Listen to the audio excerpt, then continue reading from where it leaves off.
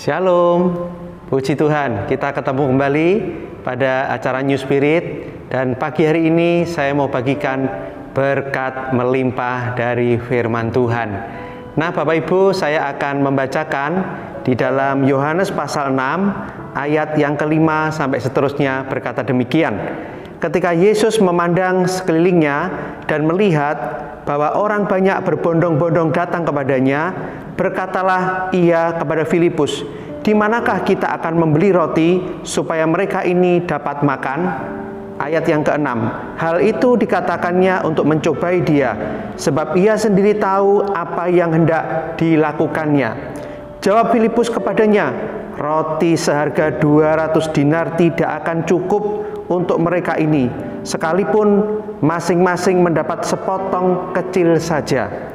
Seorang dari murid-muridnya, yaitu Andreas, saudara Simon Petrus, berkata kepadanya, "Di sini ada seorang anak yang mempunyai 5 roti jelai dan 2 ikan. Tetapi apakah artinya itu untuk orang sebanyak ini?" Kata Yesus, "Suruhlah orang-orang itu duduk. Adapun di tempat itu banyak rumput, maka duduklah orang-orang itu, kira-kira 5.000 laki-laki banyaknya." Lalu Yesus mengambil roti itu, mengucap syukur dan membagi-bagikannya kepada mereka yang duduk di situ. Demikian juga dibuatnya dengan ikan-ikan itu sebanyak yang mereka kehendaki. Bapak Ibu yang dikasihi oleh Tuhan, dari kisah ini saya ingin menyampaikan bagaimana fungsi seorang anak kecil ini. Anak kecil selalu seringkali diremehkan, selalu mendapat tempat mungkin yang terbelakang. Tetapi pagi hari ini kita belajar, saudaraku yang dikasihi oleh Tuhan, melalui peristiwa 5 roti dan 2 ikan ini, kita akan melihat betapa hebatnya anak kecil ini, di mana secara tidak langsung dia telah melakukan fungsinya dengan baik. Nah Bapak Ibu, ketika itu murid-murid kebingungan ketika Yesus mengatakan kepada mereka, "Kamu harus memberi mereka makan," padahal ribuan orang. Dan ketika ada anak kecil yang membawa 5 roti 2 ikan, saudaraku yang dikasihi Tuhan, 5 roti 2 ikan itu diserahkan kepada Tuhan Yesus. Saudaraku, saya ingin supaya kita semua mengerti bahwa anak kecil ini ternyata, saudaraku, dia merelakan 5 roti dan 2 ikan itu. Dari sini kita belajar bagaimana apa yang harus kita lakukan supaya kita dapat secara enjoy melakukan fungsi kita, supaya kita dapat dengan sukacita berfungsi di keluarga kita, di gereja Tuhan, atau di tempat pekerjaan, atau dimanapun, saudaraku. Hal pertama yang saya mau sampaikan kepada Bapak Ibu sekalian, milikilah pengertian bahwa segala pelayanan kita adalah sebenarnya untuk Tuhan. Saudaraku yang dikasihi oleh Tuhan, saya percaya bahwa mukjizat terjadi ketika ada seorang anak kecil yang rela menyerahkan rotinya. Dan saya percaya di dalam hati anak kecil ini, dia mungkin berkata, "Aku maulah serahkan roti dan ikan ini kepada Tuhan Yesus Kristus." Dengan sederhana, dengan polosnya, maka saudaraku diserahkannyalah 5 roti dan 2 ikan ini. Dan terjadilah mukjizat yang luar biasa.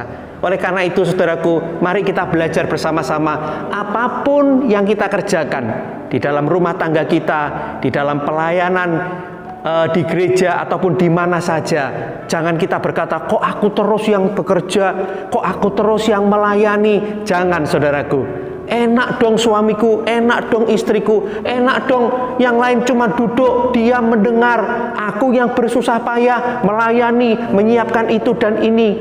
Jangan kita memiliki pikiran yang seperti itu. Milikilah pengertian bahwa yang aku layani sebenarnya adalah Tuhan Yesus.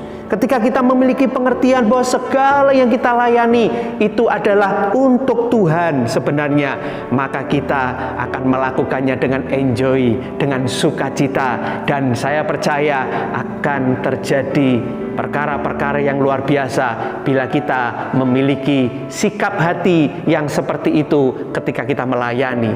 Yang kedua, bagaimana kita bisa enjoy dalam berfungsi, bagaimana kita bisa bersyukur, bersukacita pada waktu kita melakukan tugas fungsi kita. Saudaraku, lewati masa sukar dengan syukur.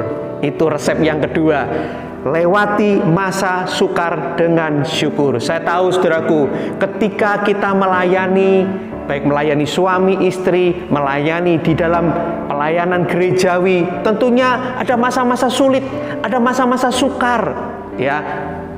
Begitu juga saudaraku, ketika waktu itu berbondong-bondong banyak orang mengikuti Yesus dan Yesus memerintahkan murid-muridnya untuk memberi makan, itu masa sukar. Tetapi saudaraku, Tuhan Yesus di masa sukar itu melewatinya dengan syukur.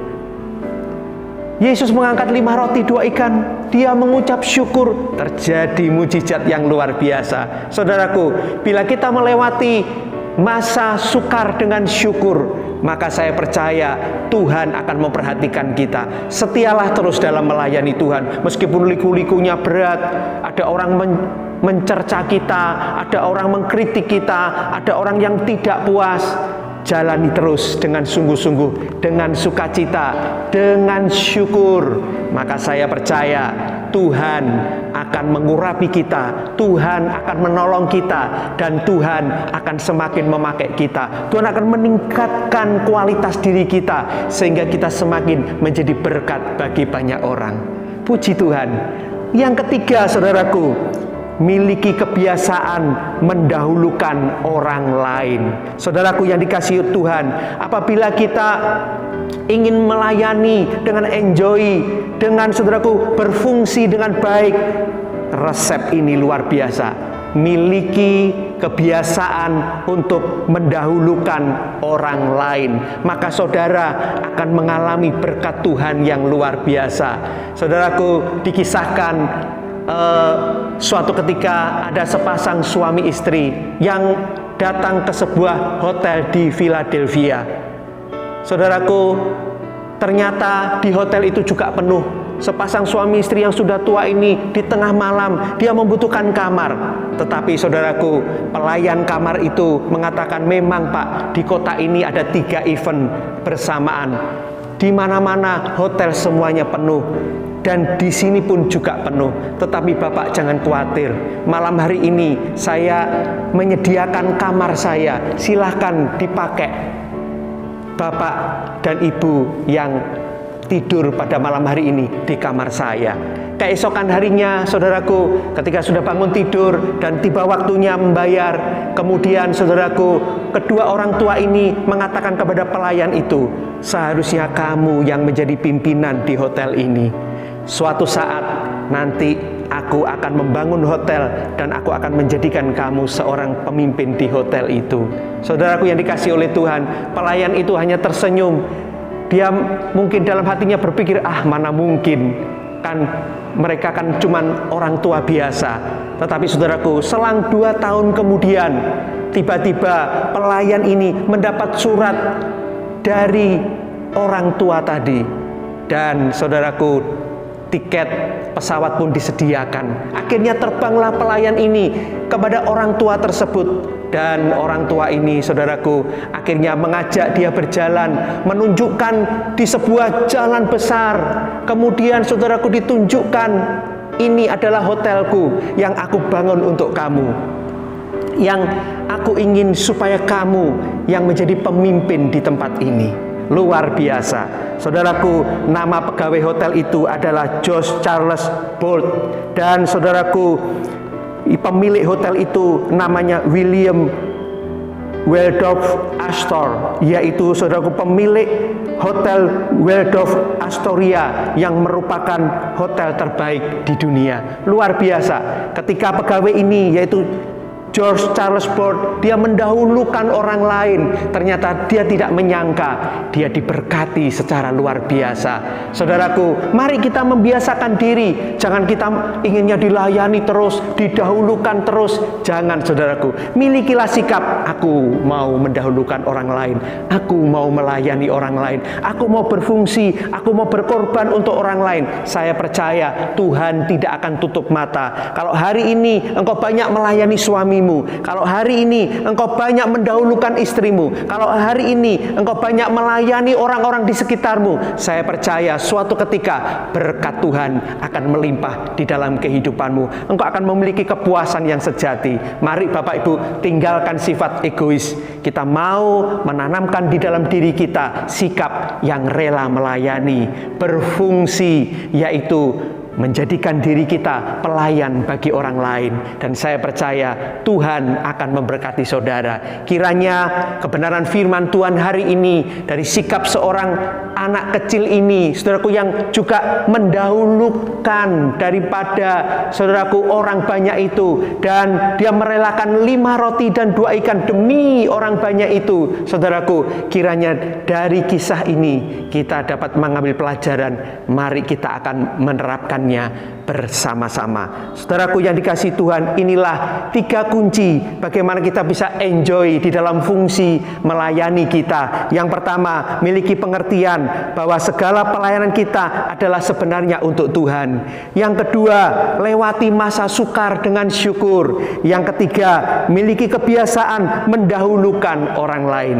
Biarlah hal ini memberkati kita semuanya. Kita akan berdoa. Bapa dalam kerajaan surga, kami bersyukur.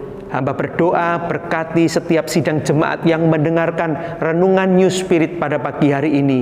Biarlah kami dikuatkan dan kami mau menjadi orang yang suka melayani, memberikan pelayanan kepada banyak orang, kepada keluarga kami dengan tulus hati, dengan sukacita, karena kami percaya ada gilirannya kami akan diberkati oleh Tuhan.